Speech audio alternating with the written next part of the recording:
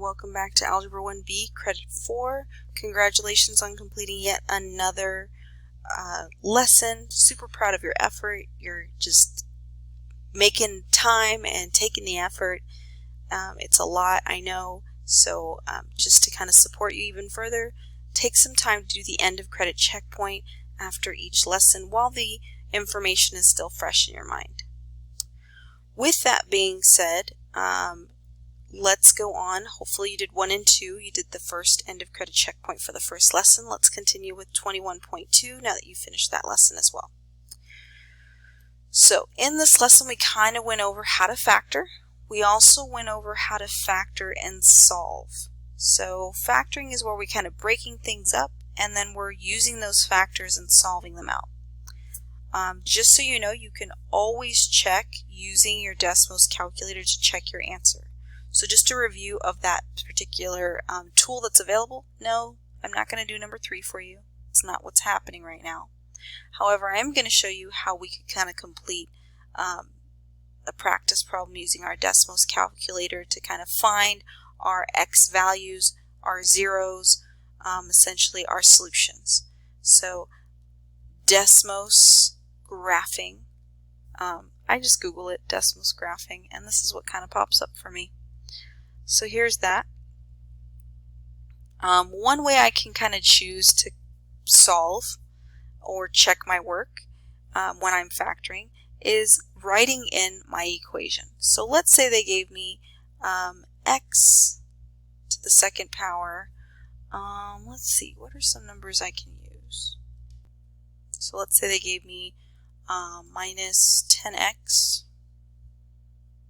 plus 24. Say that was a thing they gave me. Notice how I'm not writing the equal sign, though I can. It's totally fine. And notice how I still end up kind of with the same x-intercepts. I don't know if you notice that. So here my intercept for my fake problem is 4 and 6. That's kind of my x-intercepts for that problem. I could have also written this exact same problem equal to 0. And notice how my intercepts are still the same, though my graph does look a little different, I'm not going to lie. But my intercepts are still the same. My x is still 4, and my x-intercept here is still 6. By the way, just in case you were wondering, you can use this as a method to solve. It's totally a thing you can do. In the videos that we have been doing so far, I use the graphing calculator again and again to kind of just check your results. In fact, the CAMI credit also asks you to do the same thing. Check your results using graphing calculator. So whichever method you kind of prefer, whether that's factoring, graphing, completing the square, solving by square roots, quadratic formula, I mean the list goes on and on. If graphing is your thing and your jam, feel free to use it. It's there.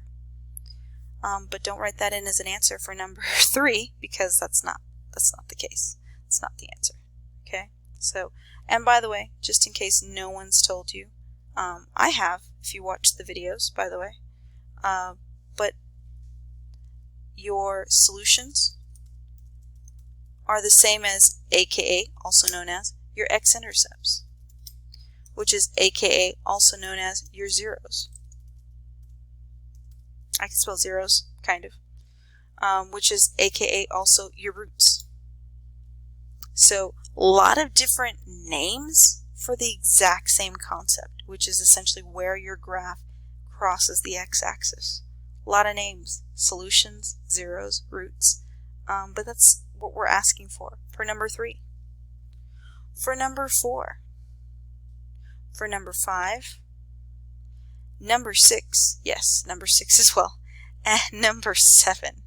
I will note this for number 6. They are actually giving you your zeros. So they have a couple of options for us. They say, hey, your zeros are, or your solutions are 3, -5. 3, -5. You're like, it's not the same thing. -3 and +5 and -3 and positive 5. But notice that the factors are a little different. So even though these two options seem like they're the same, and these two options seem like they're the same, like they're a typo, they're actually not. Because if you look at the factors, you'll see that even though if you think it's like it's either the first or the second or the third or the fourth, essentially if you didn't choose factoring as an option, you might want to just factor and see what those factors are to kind of make your choice there. And note that you can make that choice by either using, if these buttons don't work, because I've had a couple students tell me that, you can always use your text box tool to kind of draw an X and then just kind of drag it here. You can also use your drawing tool if you'd like and kind of make your determination whether you think that's A or B or C or the first, second, or third. Don't check them all, of course, as you saw I just did right now. But you can also kind of indicate your choice in that manner as well. And then again, same thing here. We kind of went over how to find the zeros of this particular function in the lessons prior to this, of course. Again, you can always use whichever method you'd like to find your zeros, aka your solutions, aka your roots, aka your x-intercepts. And you can always double check your work with your Desmos graphing calculator, which we've been practicing along the way, so feel free to use that as well. With that being said, wow, that was a mouthful full.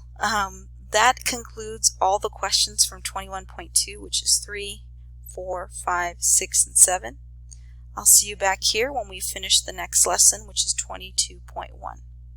See you on the next one.